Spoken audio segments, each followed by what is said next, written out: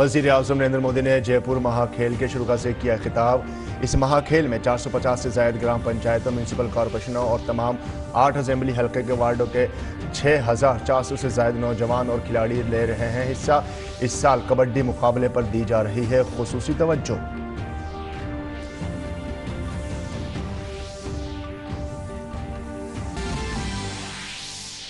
बेंगलुरु में पहली G20 energy transition working group की मीटिंग की शुरुआत। तवानाई की तब्दीली के लिए कम लागत की फाइनेंसिंग, तवानाई की हिफाजत और मुतनव्वे सप्लाई चेन, सनती कार्बन की मुंतकली, मुस्तकबिल के लिए ईंधन के मौज़ूआत आए ज़ेर बहस।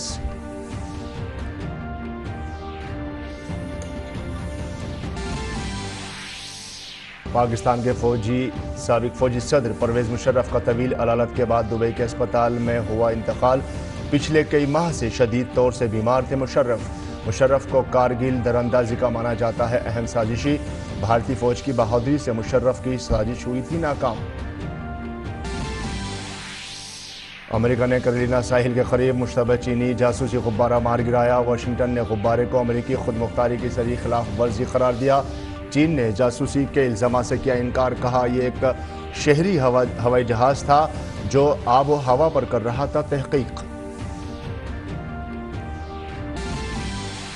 और संत रविदास का यौम पैदाइश आज। संत रविदास ने ज़ात और मजहब की बुनियाद पर इम्तियाजी सलूक को ख़त्म करने के साथ महरूमों की फलाह के लिए अनथक कोशिश की। सदर जमहूरिया और वज़ीर आज़म ने संत रविदास के यौम पैदाइश की अहले खाना को दी मुबारकबाद।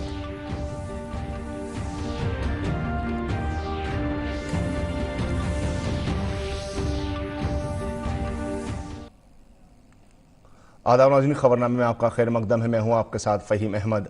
वज़ीर आज़म ने वीडियो कॉन्फ्रेंसिंग के जरिए जयपुर महाखेल के शुरू से खिताब किया। इस महाकुंभ का इनेकाद जयपुर में 2017 से जयपुर देही से लोकसभा के रुकन राज्य वर्धन सिंह राठौर कर रहे हैं। ये मुकाबला 12 जनवरी से शुरू हो रहा है। इस प्रोग्राम में 450 से ज़्यादा ग्राम पंचायतों, म्यूनसिपलिटियों और तमाम 8 असेंबली हलकों के वार्डों के 6400 से ज़्यादा नौजवानों और खिलाड़ियों ने हिस्सा लिया है। महाखेल में इस साल कबड्डी के मुकाबले पर खुसूसी तवज्जो दी गई। वज़ीर आज़म ने कहा कि मुल्क भर में MP स्पोर्ट्स इवेंट्स के जरिए नौजवानों के जज्बे को वसाइल फराहम करने की कोशिश की जा रही है। उन्होंने खिलाड़ियों की हौसला अफजाई करते हुए कहा कि ओलंपिक्स में भारतीय तिरंगे की शान जरूर बुलंद होगी।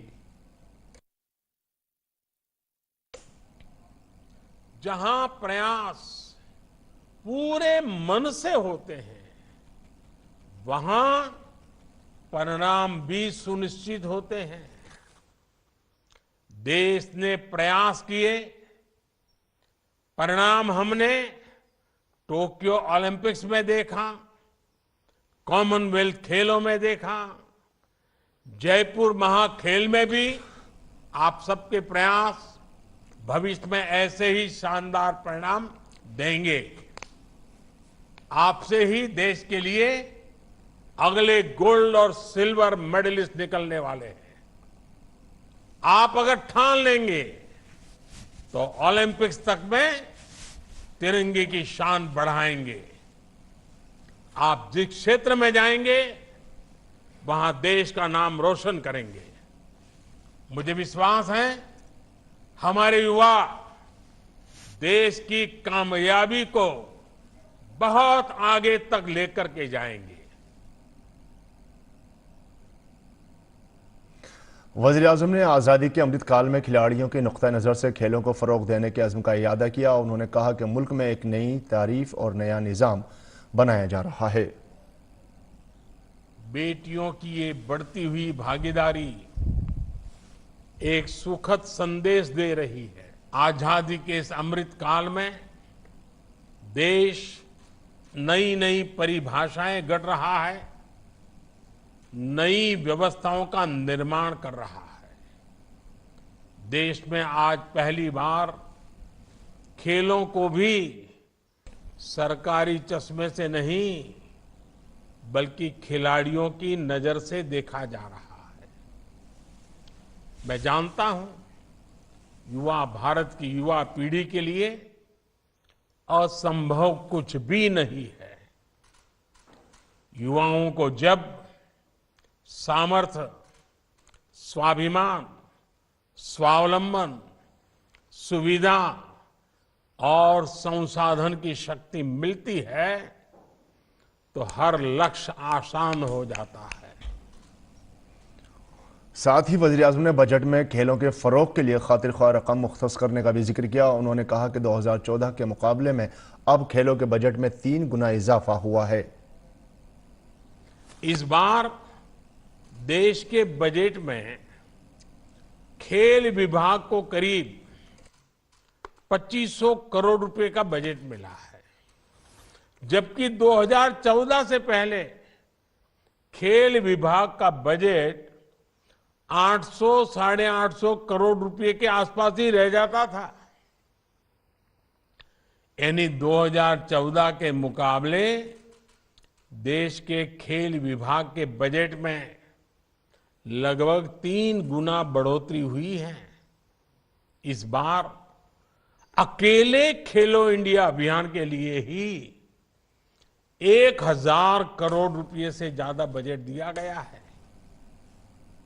जयपुर में मुनक्किद खेल महाकुंभ में जयपुर देही से लोकसभा के रुकन राज्यवर्धन सिंह राठौर ने पीएम मोदी का शुक्रिया अदा किया। वजीर आजम ने वीडियो कॉन्फ्रेंसिंग के जरिए जयपुर महाखेल की शुरा की हौसला अफजाई की।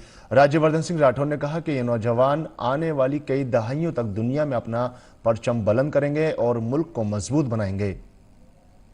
आने वाले कई दशकों तक ये युवा मेहनत से इस देश को और मजबूत बनाएंगे, इस देश का परचम फैलाएंगे। जैसे प्रधानमंत्री जी मोदी जी बोल रहे थे कि आने वाले समय में ओलंपिक के अंदर जो तिरंगा लहराने वाले जो युवा हैं वो सब यहीं आज मौजूद हैं। जो आने वाले समय में इस देश को अलग अलग मजबूती देंगे वो आज सभी यहाँ मौजूद हैं। भारत की G20 सदारत के दौरान तवानाई मुंतकली वर्किंग ग्रुप की पहली मीटिंग आज से बेंगलुरु में मुनक्किद हो रही है। मीटिंग में काबिल तजदीद तवानाई को फरोग देने के मुख्तलिफ उमूर पर तबादला ख्याल किया जा रहा है। मीटिंग में G20 के रुकने मुमालिक के 150 से जायद मंदूबीन के साथ खुसूसी मदू भी शिरकत कर रहे हैं। मरकजी वजीर तवानाई RK सिंह ने मीटिंग के इफ्तिताही इजलास से खिताब किया। RK सिंह ने कहा कि भारतीय मईशियत तेजी से तरक्की कर रही है, मुल्क में फी किस आमदनी में इजाफा हुआ है। We emit just about 2.4 gigatons of CO2 per capita, whereas the world average is 6.3 gigatons per capita. So 1/3 of the global average is our per capita emission. Despite that, we have already reduced our emissions by near about 30%, and we aim to do that, reduce it further by another 15%, that is by up to 45% by 2030. So we remain one country, one major economy, which is growing rapidly. We are growing at 7%. Our rate of growth today is 7%, despite all the disruptions around the world. वज़ीर तवानाई RK Singh ने कहा कि तवानाई के तहफ़्फ़ुज़ को फ़रोग़ देने के लिए गैर फ़ॉसिल ईंधन पर जोर दिया जा रहा है। We are adhering to a low carbon growth, and will continue to do that because we are fully committed to a low carbon growth. We believe in the environment. As I said, 177 gigawatts of renewable energy capacity which we have installed. I have another 75 gigawatts under installation, 75,000 megawatts under installation. That makes it about 250,000 megawatts. We aim to have a renewable energy capacity, a non-fossil fuel capacity of 500 gigawatts by 2030, 500. आज मुल्क भर में संत गुरु रविदास का यौम पैदाइश मनाया जा रहा है। हिंदी कैलेंडर के मुताबिक संत रविदास का यौम पैदाइश माघ महीने में पूरे चांद की तारीख को मनाया जाता है। वो भक्ति काल के एक संत और अजीम समाजी मुसलहत है। संत रविदास जी ने भगवान की भक्ति में सरशार होने के साथ साथ अपने समाजी फराइज को बहुत अच्छी तरह से निभाया। संत गुरु रविदास ने लोगों को बिला तफरीक एक दूसरे से मोहब्बत करना सिखाया और इसी तरह वो भक्ति के रास्ते पर चलकर संत रविदास के नाम से मशहूर हुए। मुआशरा आज भी उनकी तालीमात से रहनुमाई हासिल करता है।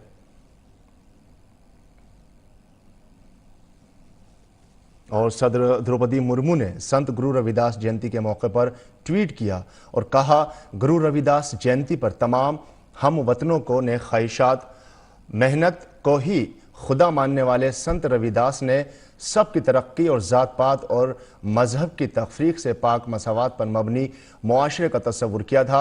मेरी ख्वाहिश है कि तमाम अहले वतन उनकी समाजी हम आहंगी की तालीमात को अपनी ज़िंदगी में ढलाएं।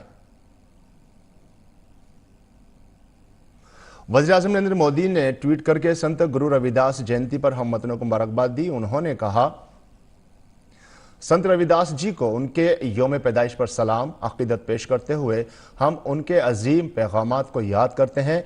इस मौके पर हम उनके तसव्वुर के मुताबिक एक मुनसिफाना, हम आहंग और खुशहाल मुआशरे के तईं अपने अज़्म का इयादा करते हैं। उनके रास्ते पर चलते हुए हम मुख्तलिफ इक़दामात के ज़रिए गरीबों की खिदमत कर रहे हैं और उन्हें बाइख्तियार बना रहे हैं।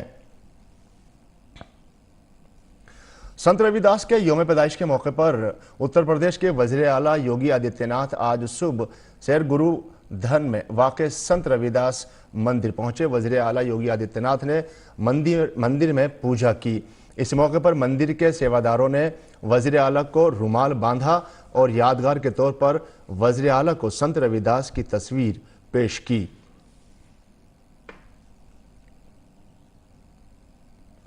वज़ीर-ए-आज़म नरेंद्र मोदी कल कर्नाटक का दौरा करेंगे। वज़ीर-ए-आज़म बेंगलुरु में इंडिया एनर्जी वीक 2023 का इफ्तिताह करेंगे। इसके साथ ही HAL हेलीकॉप्टर कारखाने का इफ्तिताह भी करेंगे और मुख्तलिफ तरक्याती मंसूबों का संग बुनियाद भी रखेंगे। वज़ीर-ए-आज़म नरेंद्र मोदी के कर्नाटक दौरे के तईं लोगों में काफ़ी जोश व खरोश है। मकामी बाशिंदों ने ग्रीन एनर्जी के शोबे में वज़ीर-ए-आज़म नरेंद्र मोदी के कामों की सताइश की। Honorable Prime Minister Mr. Narendra Modi is starting the Key Green initiative in India. I think it's one of the fantastic initiatives to start off because it will lead to less global warming and it will lead to better public health and also there'll be a lot of job opportunities for people. Green energy is more important. India is doing very well in solar energy today and we are also focusing on green hydrogen and electricity, electrical mobility. So the government is giving lot of importance to the clean energy project. Very important कि हम green energy को बढ़ावा दें because it is high time. जितना आप global warming का issue देख रहे हैं, जितना हम energy consumption कर रहे हैं of the coal, जितना resources deplete हो रहा है और जो coal को बनने में time लगता है, it takes millions of years for the coal to reform again. तो जितने रिसोर्सेज डिप्लीट हो जाएंगे, हम आगे की जनरेशन के लिए अगर कुछ नहीं छोड़ पाएंगे, then they will not be able to utilize the same resources that we are utilizing today. छोटे छोटे विलेज में भी अब सब जगह पे सोलर पाइलट करते हैं। सबके सोसाइटी के ऊपर, बिल्डिंग के ऊपर सब लोगों ने सोलर लगाया है। तो it's a very good very good time. So our Prime Minister Narendra Modi is doing all the job. I think it's very important, very good that he's giving lot of importance to it. Right. Yesterday I was in a meet where even Piyush Goyal ji was talking about it. He was trying to help EV startups, especially to reduce their paperwork for all these permissions. जो initiative लिया गया, especially around taking out old polluting vehicles, is very good coming in because engine deterioration जब हो जाता है, engine जब खराब हो जाता है over time, it begins to emit more emissions and like urban areas में like Bangalore and Delhi definitely there's a lot of problem कि बहुत सारा मतलब bad cars, old cars polluting the ruining the air quality. So that's a very good initiative for sure. It's a very good initiative. We should focus on clean energy and green energy because that's an alternative source as well, beyond just thermal energy, burning coal and all that, which is not very good for the environment. I think definitely there are some steps being taken and definitely we should do a bit more as well. मुझे लगता है ये एकदम it's in sync with global initiative जो पूरी दुनिया एक ही side में देख रही है, तो it is good that India is also in sync with it और बहुत सारे incentives भी मिल रहे हैं. I think जितना जल्दी हम इंफ्रास्ट्रक्चर रेडी करेंगे, चार्जिंग पॉइंट रेडी करेंगे ग्रीन व्हीकल्स के लिए, उतनी जल्दी अडॉप्शन होगा. वज़ीर-ए-आज़म नरेंद्र मोदी कल बेंगलुरु में इंडिया एनर्जी वीक 2023 का इफ्तिताह करेंगे। कर्नाटक का चिन्ना स्वामी स्टेडियम भारत का पहला तवानाई पर मबनी स्टेडियम बनने जा रहा है। कर्नाटक क्रिकेट एसोसिएशन के नायब सदर BK संपत कुमार ने इसे PM की एक बड़ी कोशिश करार दिया है। उनका कहना है कि मौसमियाती तब्दीली के खतरे के वक्त ग्रीन एनर्जी बहुत ज़रूरी है। This is a very good initiative. We are also with the Prime Minister in order to see that we promote green energy. I think the entire nation should take it forward, and in unison we should all see that energy is saved and solar energy is generated. Green energy is very much necessary for the existence of the planet. मरकजी वज़ीर दाखिला अमित शाह ने अपने झारखंड दौरे के दौरान देवघर में अनुकूल चंद्र ठाकुर आश्रम का दौरा किया।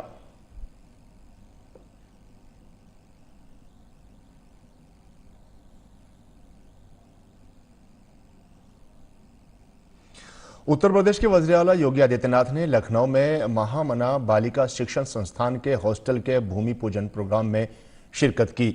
इस मौके पर उन्होंने कहा कि अंग्रेजों ने के दौर में भारत के तालीमी इदारों और अकीदत के मराकिज़ को मस्मार करके भारत की शान को ख़त्म करने की कोशिश की गई। ब्रिटिश कालखंड में या गुलामी के कालखंड में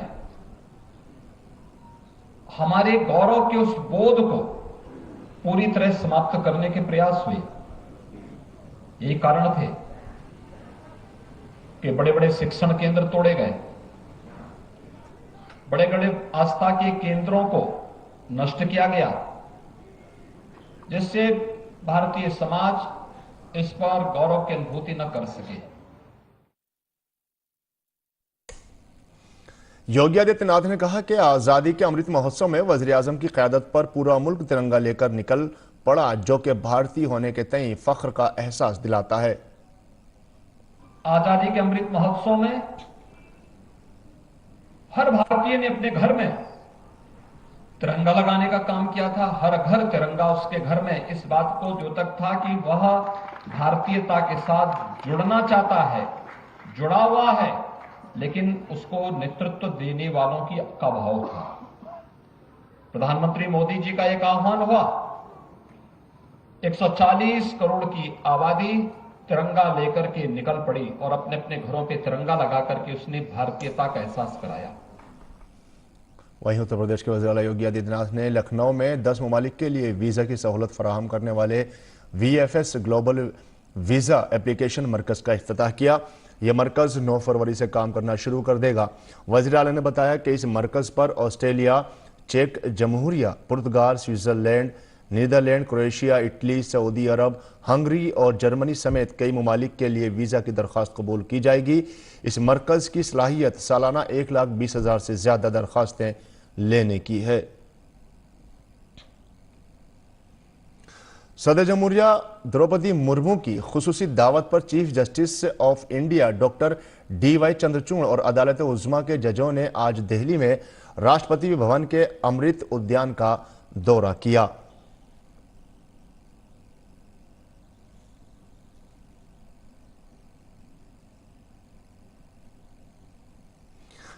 चीनी लिंक वाले से सट्टेबाजी और कर्ज देने वाले ऐप्स के खिलाफ हुकूमत ने बड़ा कदम उठाया है। मरकजी हुकूमत ने 138 से सट्टेबाजी ऐप्स और 94 लोन देने वाले ऐप्स पर फौरी तौर से पाबंदी आयद कर दी है, साथ ही उसे ब्लॉक करना शुरू कर दिया है। काबिल जिक्र है कि इलेक्ट्रॉनिक्स और इत्तलाती टेक्नोलॉजी की वजारत को इस हफ्ते मरकजी वजारत दाखिला से इन ऐप्स को ब्लॉक करने से मुताल्लिक एक हिदायत मिली थी। अब इत्तलाती टेक्नोलॉजी की वजारत ने इन ऐप्स को ब्लॉक करने की कार्रवाई शुरू कर दी है।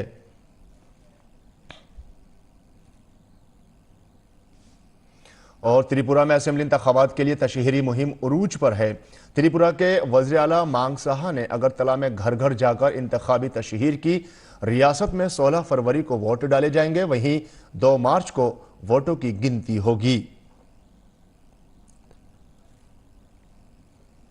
और त्रिपुरा में असेंबली इंतखाबात के लिए सभी पार्टियों ने कमर कस ली है। दरियासना अगरतला में तृणमूल कांग्रेस ने आइंदा त्रिपुरा इंतखाबात के लिए इंतखाबी मंशूर जारी किया। इस मौके पर त्रिपुरा के TMC इंचार्ज राजीव बनर्जी, रियासती TMC के सदर पीयूष कांति बिस्वास और पार्टी रुकन पार्लियामेंट सुष्मिता देव मौजूद रहे।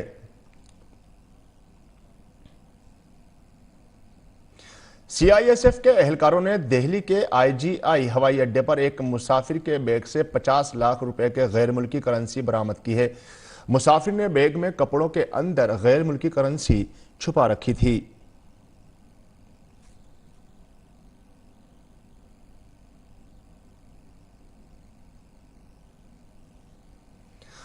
जम्मू कश्मीर के डोडा जिले की नई बस्ती गांव में घरों में दरारें आने के बाद मकामी बाशिंदों को महफूज मकामात पर मुंतकिल कर दिया गया है। काबिल जिक्र है कि जोशीमठ में जमीन धंसने जैसी सूरत हाल का जायजा लेने के लिए जियोलॉजिकल सर्वे ऑफ इंडिया के साइंसदानों की एक टीम ने कल डोडा का दौरा किया था।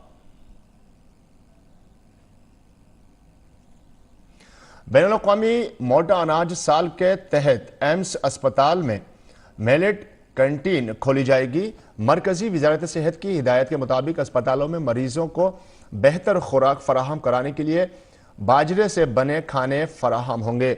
मेडिकल डायरेक्टर ने इससे मुतालिक हिदायत जारी की हैं। डॉक्टरों के मुताबिक बाजरे से तैयार खाना सेहत के लिए बहुत मुफीद होता है।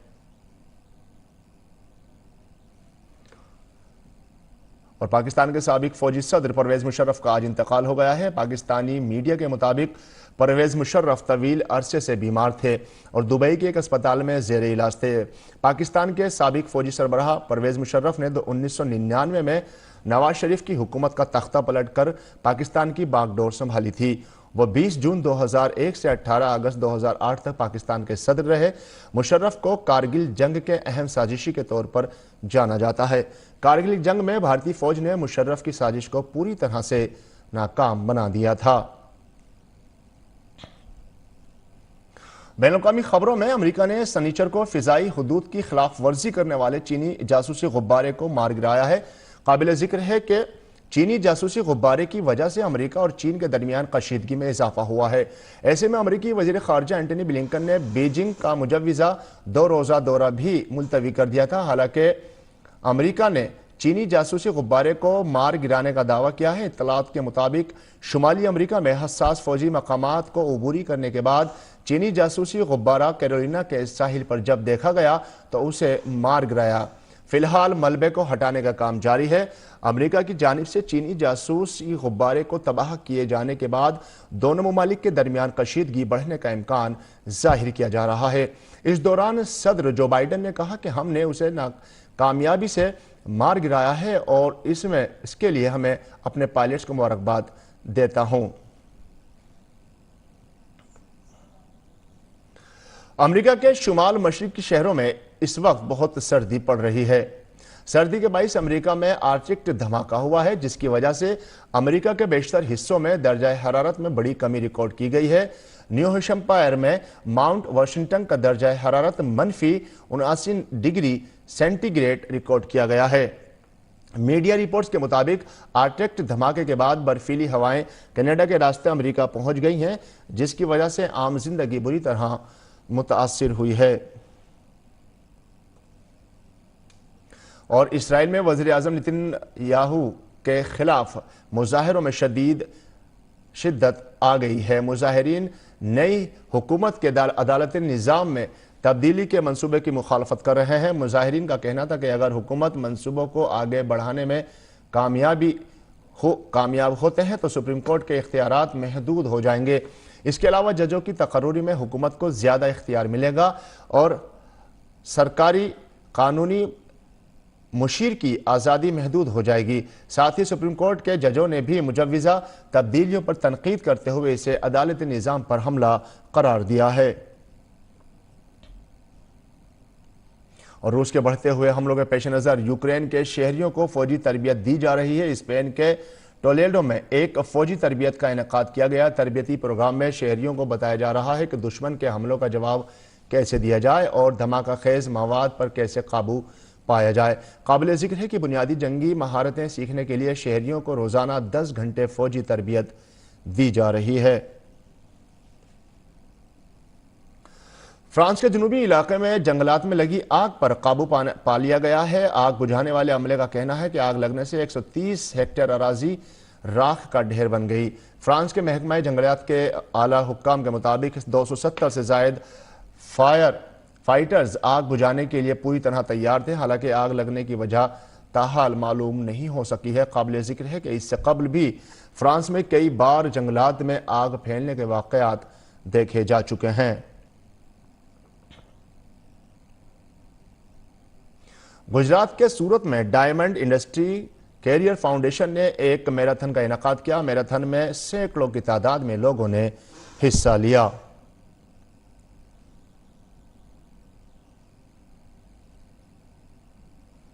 और तलबा में अच्छी सेहत और तंदुरुस्ती के तईं बेदारी लाने के लिए मगरबी बंगाल के सिलीगुड़ी मेट्रोपॉलिटन पुलिस ने एक दौड़ का इनेकाद किया। प्रोग्राम में सैकड़ों की तादाद में स्कूली बच्चे और नौजवान शामिल हुए। और नाज़रीन, इसके साथ खबरनामा यहीं मुकम्मल होता है। हमारी पूरी टीम को दीजिए इजाजत। आदाब।